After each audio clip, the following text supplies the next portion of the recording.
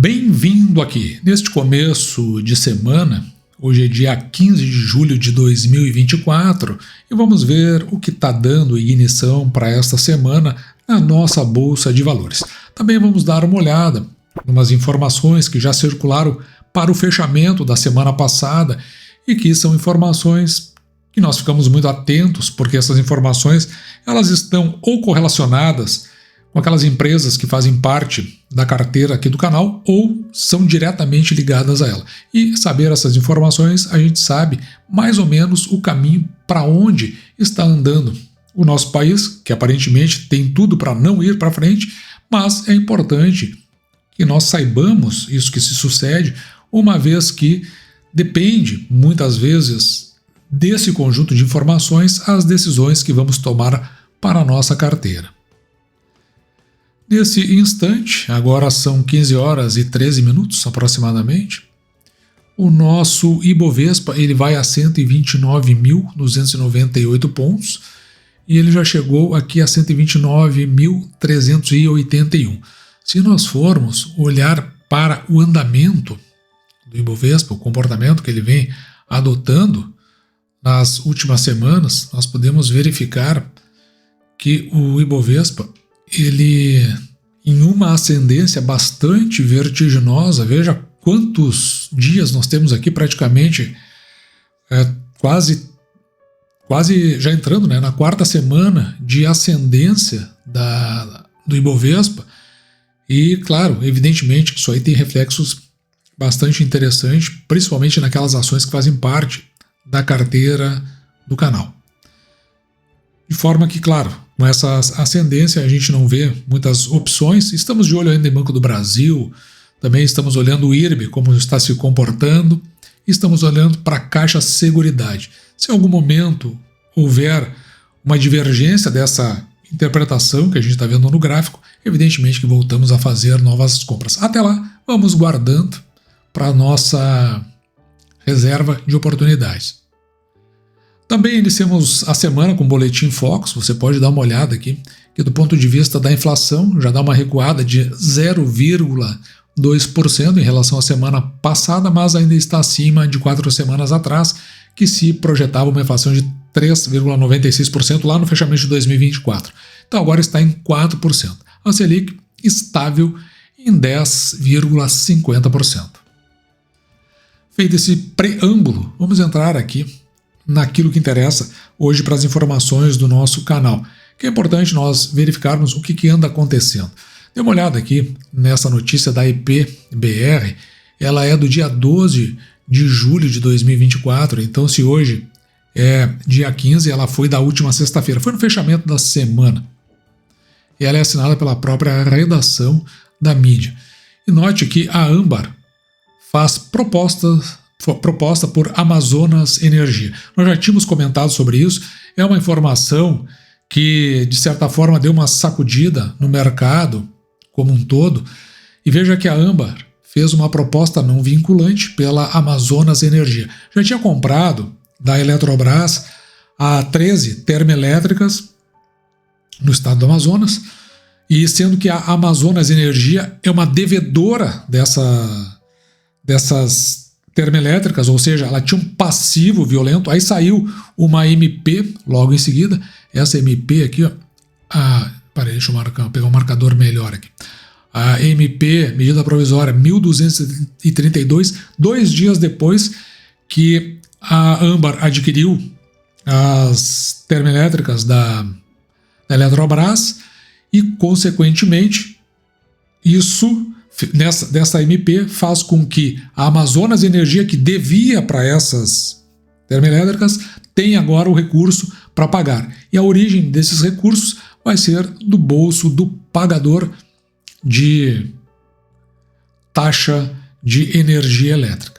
Pela MP, a ANEEL precisa aprovar um plano de transferência de controle societário como alternativa à extinção da concessão. Porque a concessão ela é feita, eu não sei para quem, não aprofundei, mas é para outrem, da Amazonas Energia, e agora tem que haver essa troca passando para a Âmbar. Também altera a remuneração de térmicas que atendem à distribuidora. São usinas compradas pela própria Âmbar da Eletrobras. Bem às vésperas do acordo, né? Desse fechamento agora, e também às vésperas da edição dessa medida provisória. Então esse é o ponto aí que se tem discutido, tanto do ponto de vista da questão, vamos dizer assim, do mercado de energia elétrica, quanto do ponto de vista político. A proximidade da edição da medida provisória pelo sujeito que foi colocado à frente do executivo e os negócios fechados pela Âmbar, controlada pela JIF, dos irmãos Wesley e Joesley Batista, levaram a acusações de suposto favorecimento aos empresários. Empresários esses que, durante o processo anterior à compra, tiveram como presenças confirmadas de dirigentes da Âmbar junto ao Ministério de Minas e Energia por 17 vezes. Claro, além da oposição fazer esses questionamentos, a oposição política, veja que consumidores de energia também se queixam de efeitos tarifários. Em linhas gerais, a medida provisória permite que mais despesas, à geração de energia e perdas, como casos crônicos de furto de energia, sejam bancadas por recursos financiados nas tarifas de energias dos consumidores de todo o país. Ou seja, dentro dessa negociata, porque se apresenta como uma negociata, a conta vem no bolso do pagador da tarifa de energia elétrica. Na sequência, saiu essa reportagem da Neofeed. Veja que tem algumas palavras do ministro de Minas e Energia. Choro de perdedor e especulações de mercado, o que está por trás da polêmica sobre a Amazonas Energia. Então, o ministro de Minas e Energia fala sobre a venda de térmicas da Eletrobras, com as quais a distribuidora tinha dívida, aquela dívida que eu mencionei, e a publicação da medida provisória que viabiliza a Companhia de Energia do Amazonas fazer o pagamento dessas dívidas. Esse site, aí, o Feed, ele não autoriza que as informações que ele publica sejam divulgadas que não pelo próprio site. Então aqui você pode ver que ele inclusive colhe informações de uma entrevista que foi feita junto à Globo News. Então, mas só para a gente não se aprofundar e também não avançar sobre a intenção aí da mídia, eu fiz um resumo, que na verdade não fui eu que fiz, ele é feito por inteligência artificial. Aqui estão os principais pontos sobre a crise envolvendo a Amazonas Energia e a venda das termoelétricas da Eletrobras. O primeiro ponto é o contexto da crise. A Amazonas Energia é a distribuidora responsável por fornecer eletricidade para 62 municípios do estado do Amazonas. Então veja que tem o número 1 aqui porque ele vai pontuando aquilo que é mais relevante dentro do resumo, a inteligência artificial. A situação crítica da empresa inclui uma dívida bilionária com a Eletronorte, parte da Eletrobras, e dificuldades financeiras. Essa da Eletrobras é com relação àquelas termoelétricas que foram compradas pela Âmbar. No item 2, é com relação à medida provisória a 1232 de 2004. Então, o ministro de Minas e Energia negou, isso é o resumo que está sendo feito, que a medida provisória tivesse como objetivo beneficiar a Âmbar Energia. Bom, aqui é a linha do acredite se quiser. A Âmbar, que pertence ao grupo JIF, que também detém a JBS. A Âmbar, que havia comprado as termoelétricas da Eletrobras. Então, com a medida provisória, se vai no bolso do pagador das tarifas de energia elétrica e retira para que seja passado para a Âmbar, é passado para a Amazonas Energia, e com isso a Amazonas Energia tenha condições de pagar a Âmbar, que virou detentora das dívidas que a Amazonas Energia possuía com a Eletrobras. Ou, se você preferir, a Eletronorte.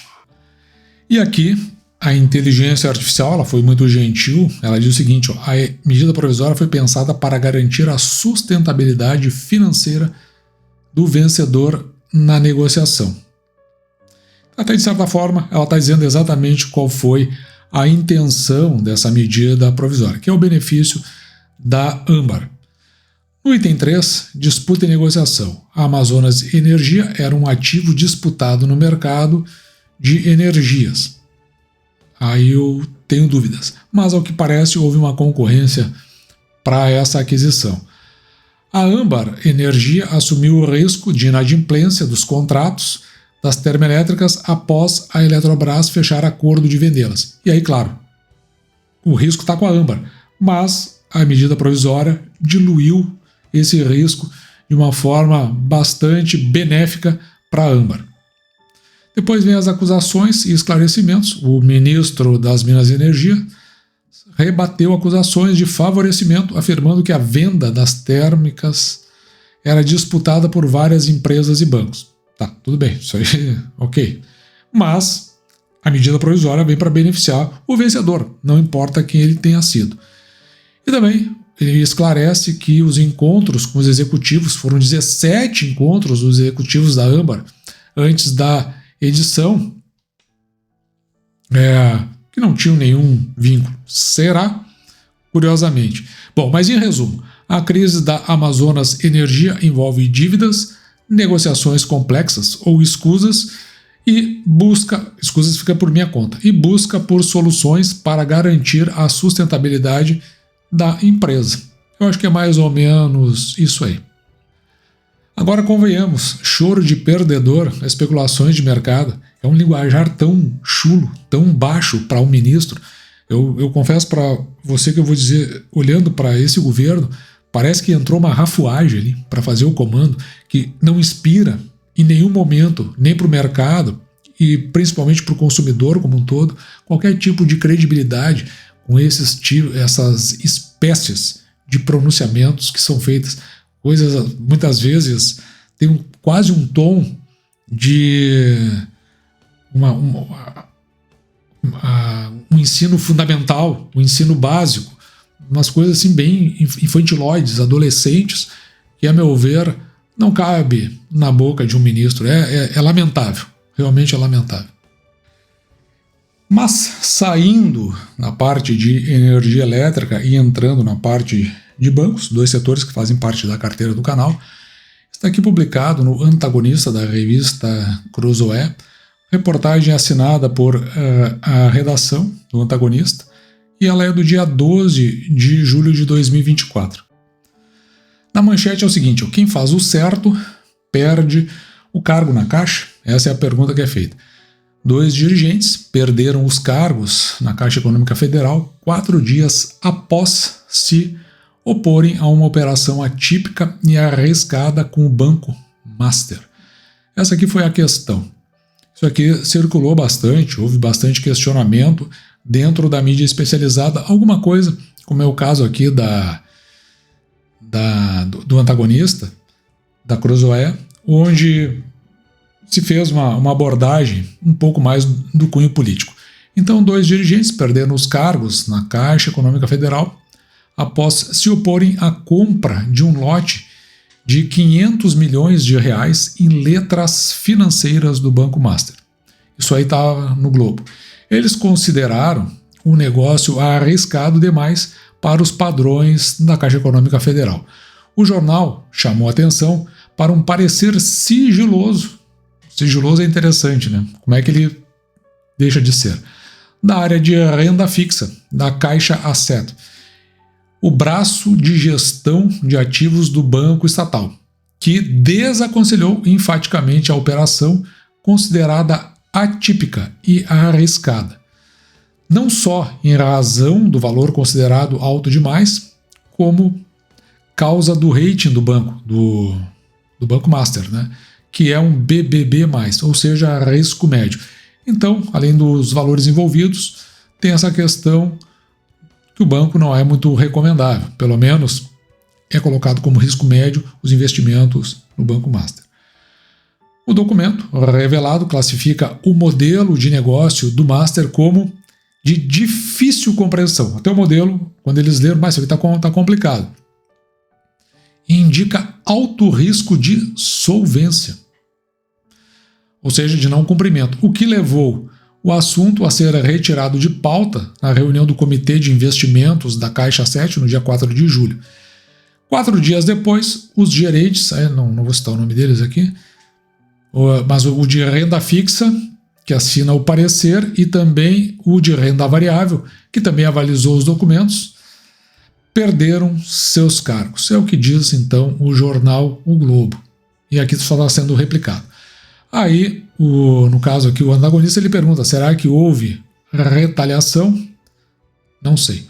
O jornal acrescenta, o Globo, na realidade, deixa eu pegar um marcador melhor aqui. O jornal acrescenta, nos bastidores da Caixa, o movimento foi interpretado como uma tentativa de retaliação e de eliminação às resistências internas ao negócio. Então, qual negócio? Caixa Econômica Federal, Banco Master. Já que o Comitê de Investimentos, a quem cabe dar o aval a esse tipo de operações, deverá ser recomposto com novos gerentes dessa área. Aliás, curiosamente, houve um caso do inquérito envolvendo o ministro do STF, que no primeiro momento existia um titular do inquérito que disse, olha, não tem a ver aqui o que está sendo pleiteado, provavelmente tinha a ver com foi chamado de uma briga controversa com um dos ministros, e depois foi trocado esse delegado, e depois teve um outro que majorou de forma bem violenta a interpretação, indo na direção de indiciar os envolvidos, e depois ele ganhou um cargo fora do Brasil, recebendo em euro, vinculado com a Interpol. Bom, mas também já houve um caso aqui em relação a bancos, citado por esta reportagem. O caso da Caixa Lembra, a reportagem, que também foi publicada pela Cruzoé, nós trouxemos aqui no canal, onde houve um acordo muito estranho de 600 milhões do Banco do Brasil com duas empresas do Nordeste, onde também executivos do Banco do Brasil não recomendavam. O documento era sigiloso, ele veio à tona e foi pedido depois a abertura de um inquérito pela Polícia Federal para investigar por que esse documento acabou vazando. Dentro da mesma linha, também no antagonista, tem uma reportagem correlata, uma reportagem aqui assinada pela redação, e ela é do dia 13, um dia depois. E fala aqui sobre o bom negócio do Banco Master com a Caixa. O presidente do Master, ele defende que a operação de 500 milhões, vetada por parecer técnico da Caixa Econômica Federal, pois ele considera que tem investidores profissionais envolvidos na operação e de alta performance que adquiriram o ativo. Então esse é o argumento do presidente do Banco Master. E depois essa reportagem aqui, conforme você vai ver, ela começa replicando aqui dados que foram já mencionados na reportagem anterior. Mas tem alguns assuntos que realmente nos impressionam nesse novo Brasil, Brasil da democracia, que está publicado aqui no jornal O Globo, sempre que aparece em azul e com aqueles amarelo e verde é porque é do jornal. Quem é que assina? Lauro Jardim, de uma parte de blogs que tem no jornal. E veja, Lewandowski, que foi ministro do STF no Banco Master. O Banco Master está criando um comitê estratégico que será anunciado em breve. Veja que essa reportagem é do dia 31 de agosto de 2023. Então, entre os integrantes que fazem parte desse comitê está Ricardo Lewandowski, que em abril deixou o STF. Ou seja, em torno de 4 meses depois, ele já passou a fazer parte desse comitê estratégico do Banco Master. Na verdade, se a gente for olhar, parece que existe um certo período de carência para que principalmente magistrados passem a ocupar posições na empresa privada. Mas eu vou deixar isso aí para que você dê uma olhada. Mas, aqui na BP Money, uma reportagem que foi assinada por Brenda Roberta, no dia 18 de abril de 2024, então agora é deste ano, veja que Henrique Meirelles substitui Lewandowski no Banco Master. Ou seja, Vamos olhar direito para isso. O Lewandowski, ele passa a ser ministro da Justiça e da Segurança no governo do atual sujeito que foi colocado à frente do Executivo, porque o anterior foi nomeado como ministro da Corte Extrema, e o Henrique Meirelles, que também já foi presidente do Banco Central, quando esse mesmo sujeito que hoje está à frente do Executivo tinha sido presidente no ano passado, ele foi presidente do Banco Central. E aí acontece isso, né, que eles chamam de... Tem um linguajar específico, eu não sabia, estou sabendo através dessa matéria, que é a porta giratória. A expressão porta giratória, no contexto político, descreve o movimento em que pessoas que exerciam cargos públicos, como agentes, membros de governo ou servidores, magistrados, vamos colocar magistrados aqui também, passam a ocupar posições na iniciativa privada relacionadas às suas áreas anteriores, no setor público. Mas, às vezes, não é da mesma área. Mas por que será, né, que se bota alguém que não tem conhecimento do setor bancário, que vem do judiciário para ocupar essas posições? Algo curioso, hein? Algo a trocar uma ideia com os integrantes do Banco Master. E só para completar, está aqui no Poder 360. Eu não trouxe toda a reportagem porque eu acho que é só uma informação a mais. Essa informação aqui, ela é assinada pelo próprio Poder 360 do dia 27 de abril de 2024. Eu não vou entrar no mérito da reportagem, só vou trazer aqui a manchete em si. Com ações no STF e no STJ, Banco Master patrocina evento com juízes. Também. Assim, essa é só uma pequena fase das histórias que nós passamos dentro do nosso mercado, por isso que não dá para se antecipar em muita coisa. A gente tem que olhar sempre com muito cuidado, muita cautela, saber onde estão esses meandros e esses tentáculos daquele que é o establishment, ou estamento, ou se alguém quiser chamar, tem os que chamam de sistema, que é formado por um tripé.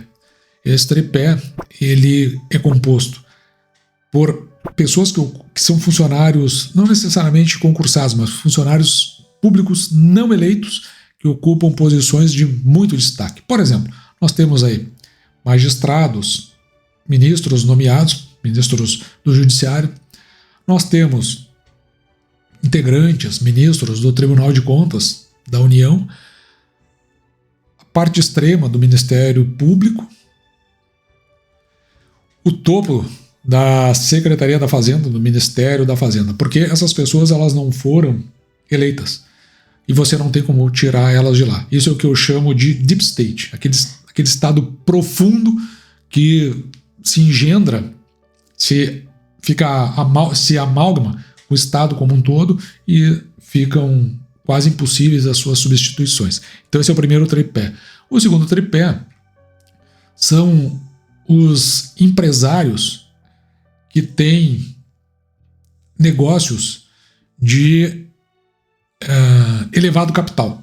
São empresários, os multibilionários. E o terceiro tripé, aliás, no segundo tripé eu chamo de elite empresarial. E no terceiro tripé nós temos a elite financeira, do sistema financeiro, são os banqueiros. Então aí Âmbar não, Grupo Master, XP, BTG, de alguma forma a gente sempre vai encontrar eles no caminho. E esses caras estruturam esse sistema no qual nós vivemos. Então a gente precisa estar, nós como pequenos que somos, a gente precisa estar bem inteirado dessas informações para que a gente não acabe comprando lebres por gatos. E é assim que a gente vai desnudando todas essas questões e assim aprimorando a nossa forma de enxergar esses meandros e qualificar mais as nossas decisões em relação ao mercado. E dito isso, eu vou ficando por aqui, espero que você tenha gostado. Me despeço de você, desejando que você fique com Deus e deixando, como sempre, o meu grande abraço.